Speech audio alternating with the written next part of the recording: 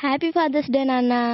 నాన్న చూపే అడుగు జాడా చీకట్లో సూర్యకాంతి వెలుగంట మన వెన్నంటే ఉండి గుండెల ధైర్యమే నింపి మన వెన్నంటే ఉండి గుండెల ధైర్యమే నింపి మన కోసం తన జీవితాన్ని త్యాగం చేస్తాడు మన చేయి పట్టి మనతో పాటు అడిగిస్తాడు నాన్న చూపే అడుగు జాడా చీకట్లో సూర్యకాంతి వెలుగంట.